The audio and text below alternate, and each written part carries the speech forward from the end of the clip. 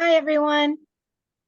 Hi, Ed Bixby here from the Global Green Burial Alliance with my co-host Gretchen Spletzer, and this is Spotlight Now. Everyone remember to take the pledge, consumer or provider, and receive the benefits of all the great things that we're providing to the community.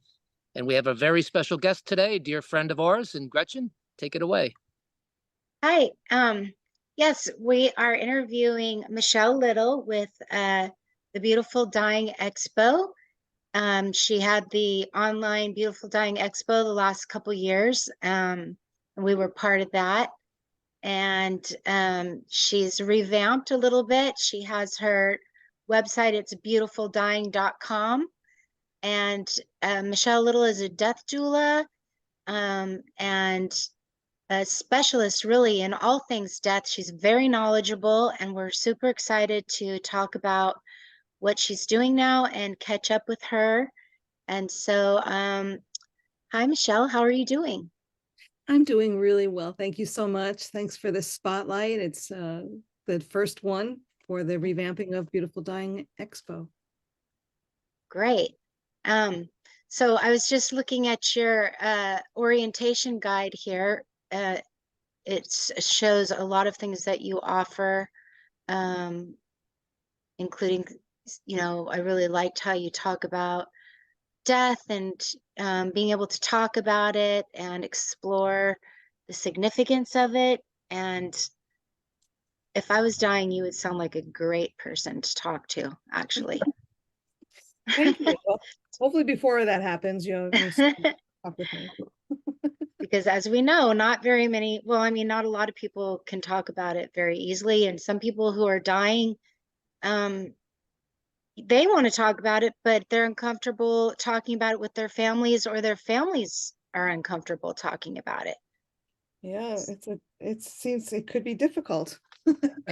Absolutely. Absolutely. So, Michele, let me ask you this question, because some of the viewers may not be aware who you are, but certainly you've done some wonderful work with the Beautiful Dying Expo, and I'd like you to share a little bit about how the expo has brought you to this new place, a new beginning, and some new offerings. Okay. Would you like me to have Gretchen share my bio first, and then I'll go right into that, or Sure. Go ahead, Gretchen. for those people as well? Yeah, I'll read the bio. Michele Little, founder, producer, CEO, death midwife, end of this life celebration planner, author. I like how you put that. And author. People often think of dying and death as an unapproachable conversation. Part of Michele Little's calling is to encourage meaningful conversations by illuminating the process of death and dying. Having your affairs in order long before you leave this planet is critical.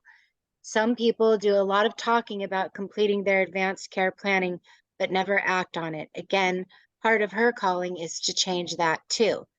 At Beautiful Dying LLC, Concierge Services and Resources, Michele assists with preparing and organizing critical documents, coordinating in-home care, honoring faith-based traditions, and supporting the grieving in the dying and death journey.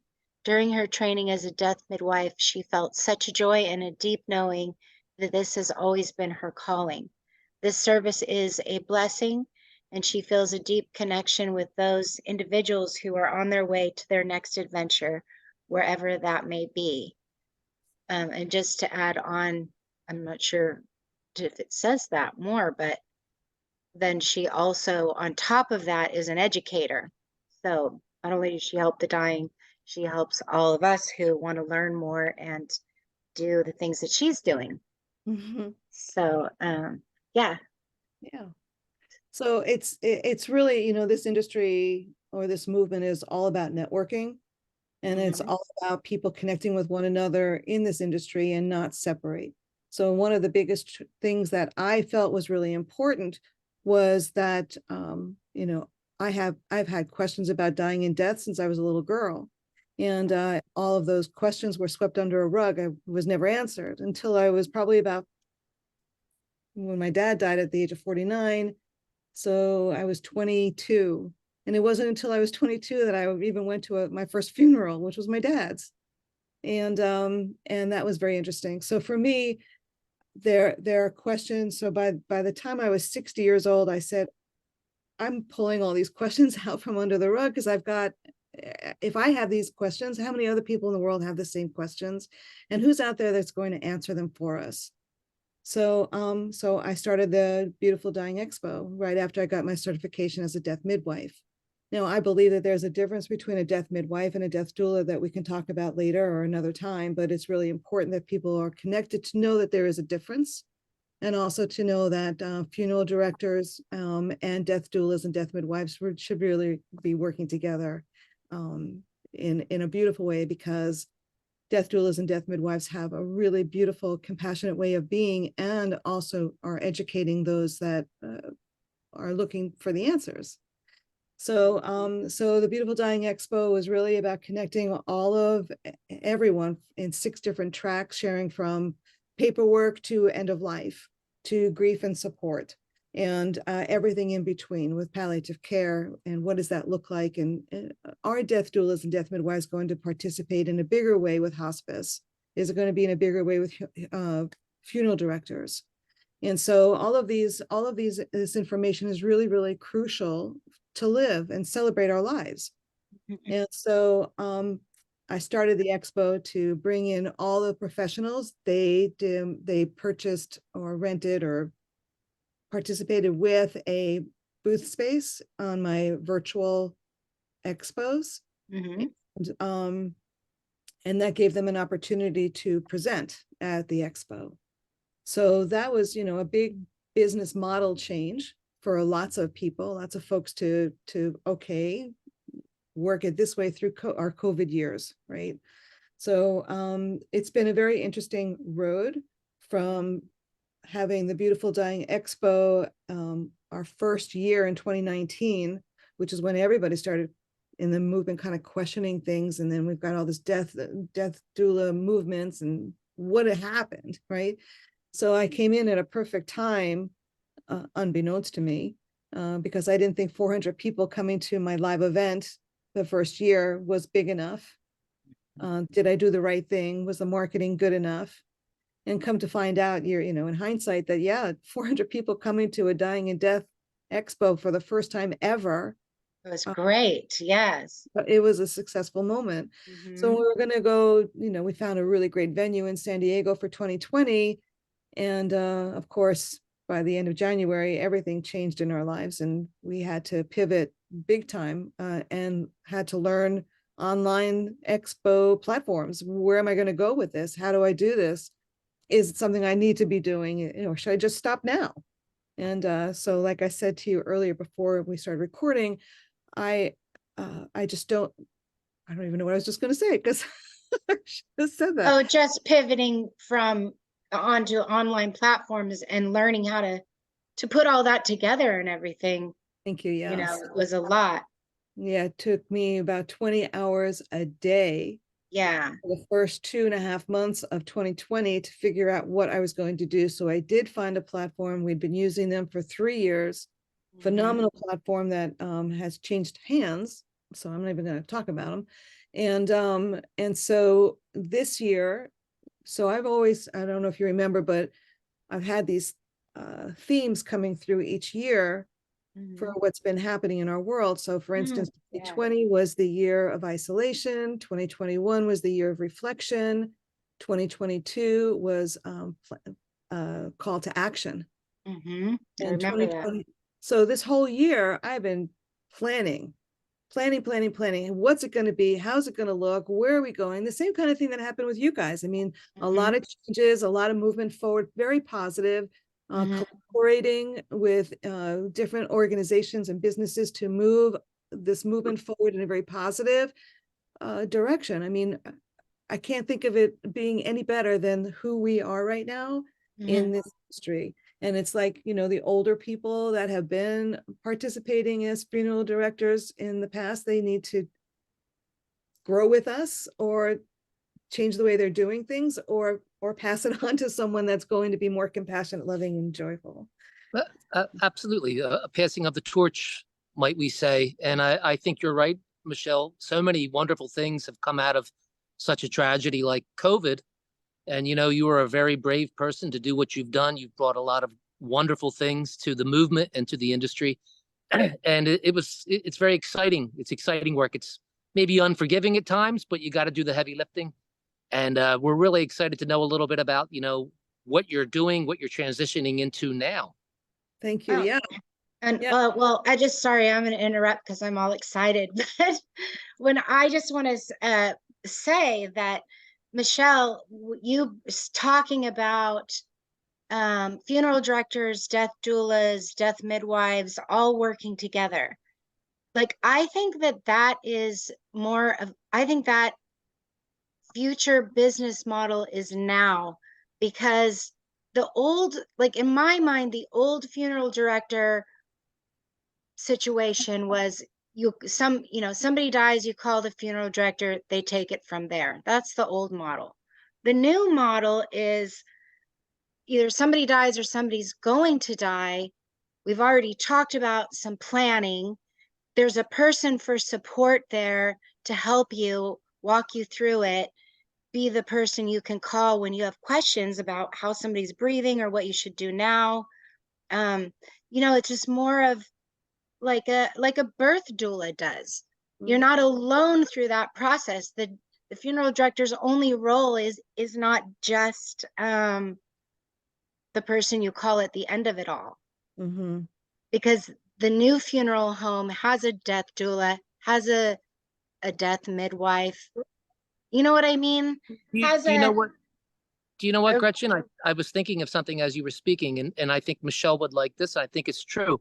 It's more of a family situation. So maybe now we could almost call it a family undertaking, because we're all working together, you know, in unison. And the funeral director is a very important part.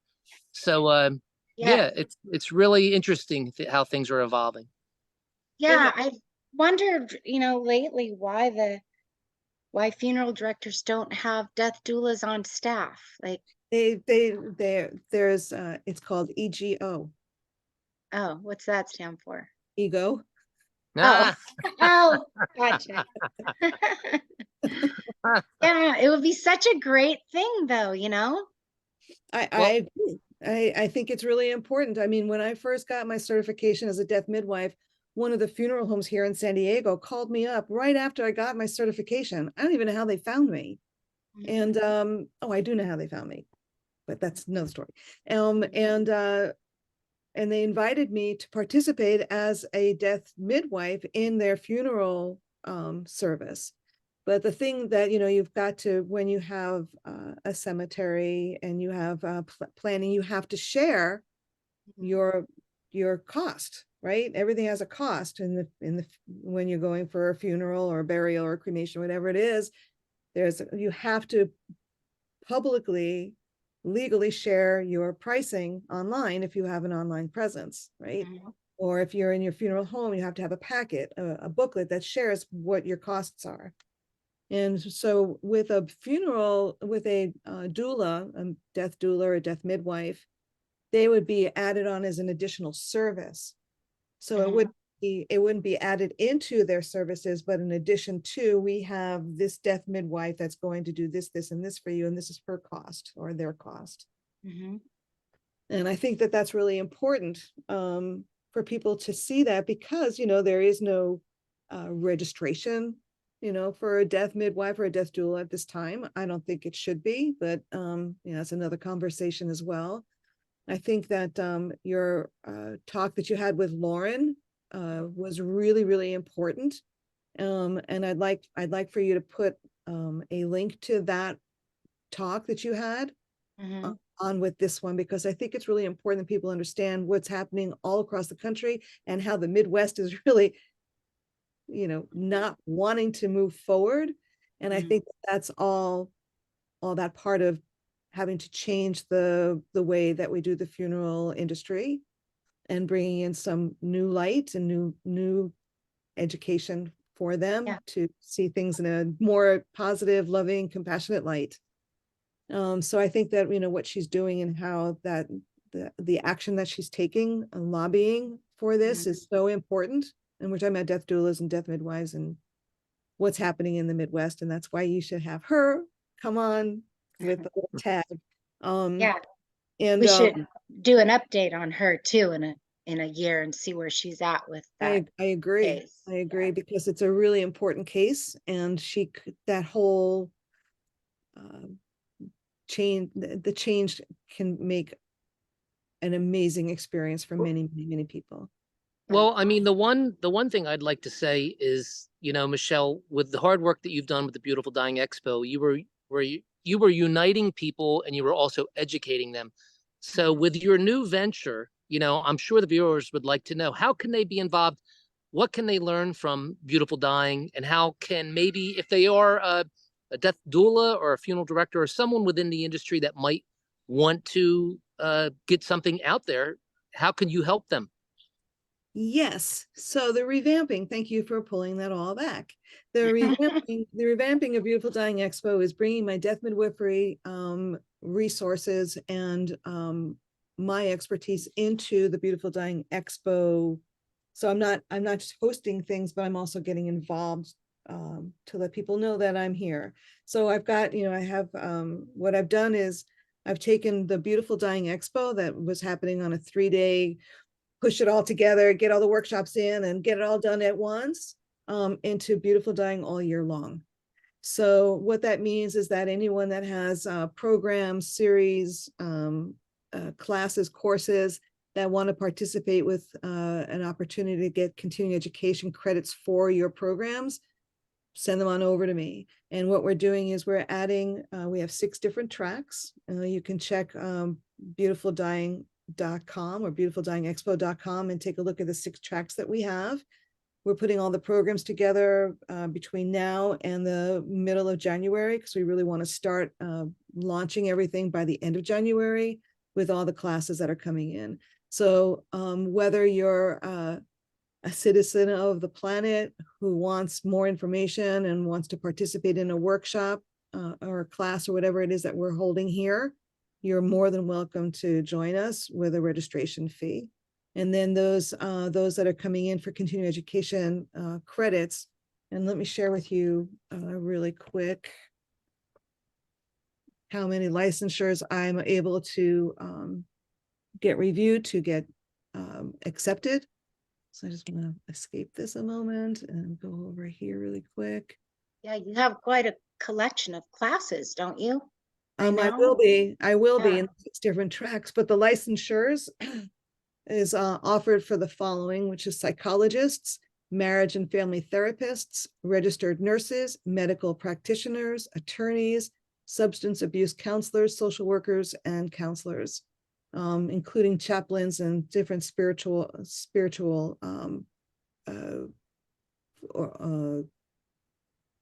education. Mm-hmm. So let me come back to you. So yes, so it's going to be pretty amazing. I think that there's a lot of, because of a lot of changes that are happening in our world when it comes to baby boomers and our parents, and it's sharing with our children and grandchildren that life is not the way it was for us, and we need to learn from our kids how to be in this world technically and online, because this is their life. This is what we've done to them through COVID. Mm-hmm. And so I'm just grabbing it all to, see as many people as I can, because I think that, our advanced care directive is so important that we should have it in our high schools, and in sharing with people that there isn't a difference between life and death. It is a continuum, and it's all on the same side of the coin, period. And, I guess it's a lot easier for us to be able to talk about dying and death. And that's another thing, is I'm changing the words death and dying to dying and death, because dying happens first. Even though in the library where you get the death comes before dying, well, it's not true in real life. So you guys can start doing dying and death instead of death and dying. Because that's a good point, actually. Yeah, I mean, if the death has already happened, then the dying, why are we even talking about it? Yeah. And we're all dying all the time. That's in right. all different ways. And we're all living because we're breathing, and every breath that we take is so important for every living cell in our bodies. And always sharing kindness, because that changes everything as well as we speak, talk with people.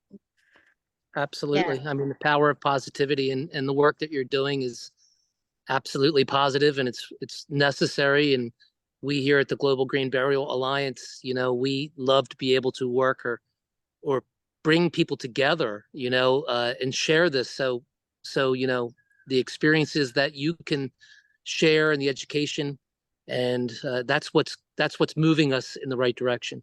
I think so. Yeah, thank you. Yeah, I mean, Gretchen, do you have any other questions for Michele? Well, I hope maybe we can do another forum with death doulas and have Michele be part of it, because I see Michele as a real visionary in where we're going already, and she's a leader, and I think that we could have a really juicy conversation about future funeral homes. Absolutely, absolutely. Yeah, I want to buy a piece of land, or I want to find a cemetery that needs help, like you had found, Ed, through your brother, and how things have changed in your life because of that one moment. And so I want to find something like that here in San Diego County, and do the same thing. I want to become a cemeterian. I want to hold expos and